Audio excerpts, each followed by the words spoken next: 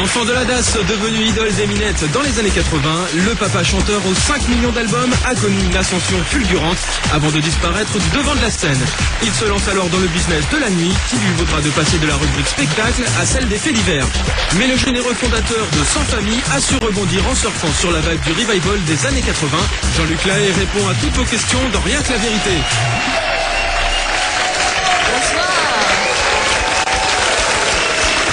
Bonsoir Jean-Luc. Bonjour Julie. Ouais. Bonjour. C'est très gentil d'être venu nous voir. Ils sont contents de nous voir, de vous revoir. Et ils vont être contents puisque vous allez nous en parler tout à l'heure. Bientôt un nouvel album, une tournée. Donc on aura l'occasion de vous voir. En attendant, vous êtes surtout venir leur parler, leur dire la vérité. Toute la vérité. Rien que la vérité. Rien que la vérité. Merci Jean-Luc.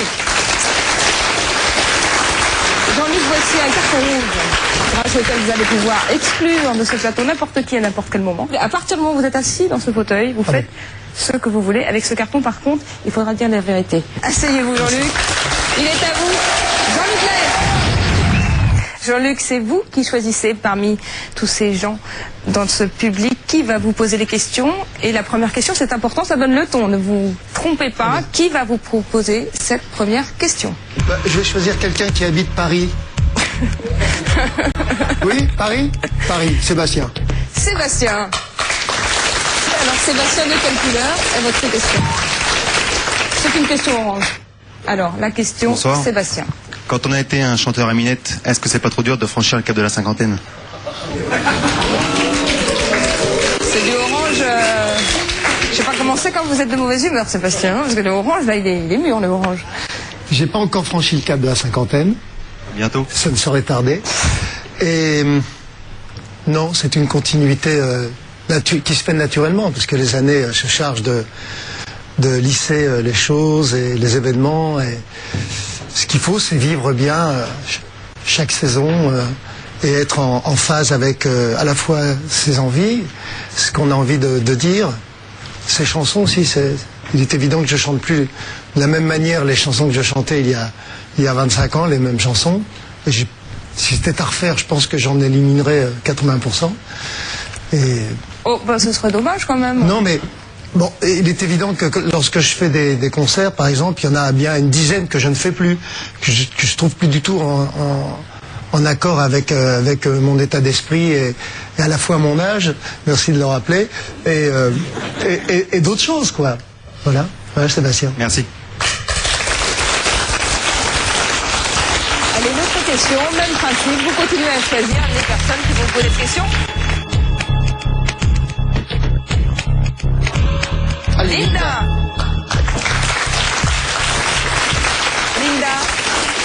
Linda, elle a déjà du coup pour vous, il faut me regarder moi une seconde. Linda, quelle est la couleur de votre question? Orange. Donc bonsoir tout d'abord.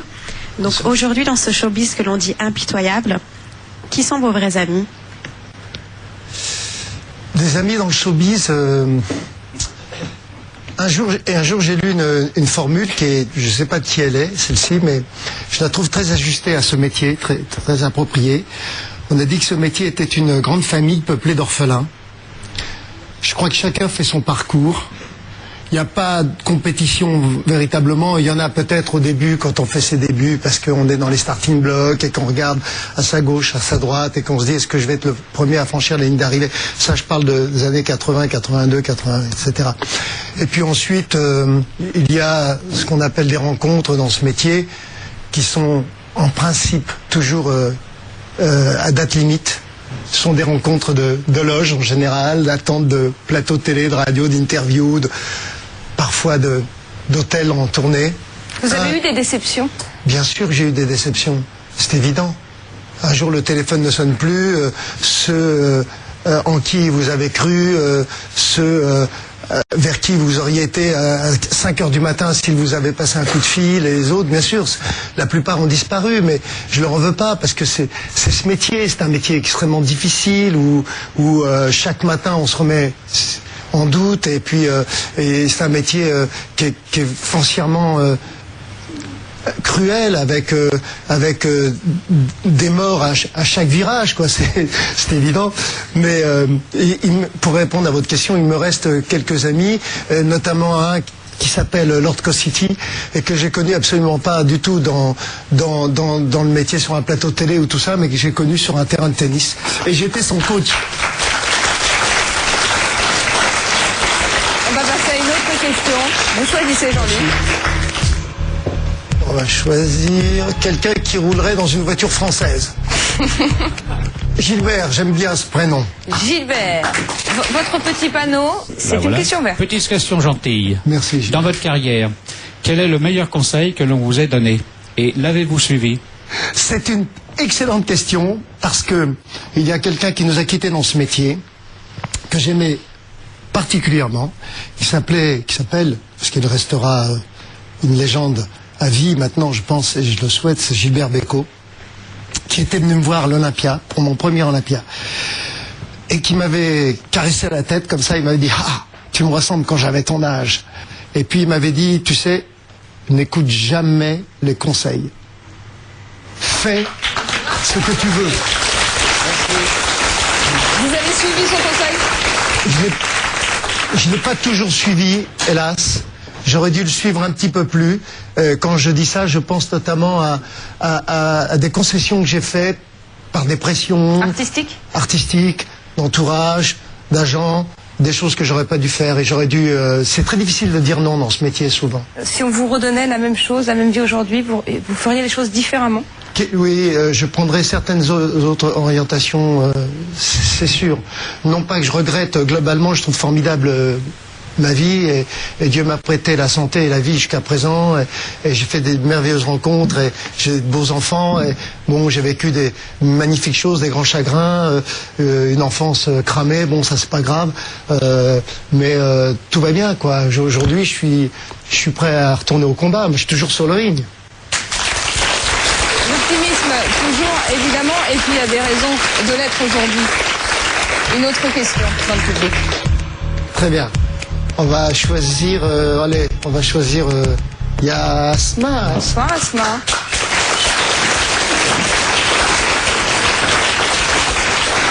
Asma, de quelle couleur est votre question? C'est une question verte, beau choix. Alors, bonsoir. Allez-vous sortir un nouvel album?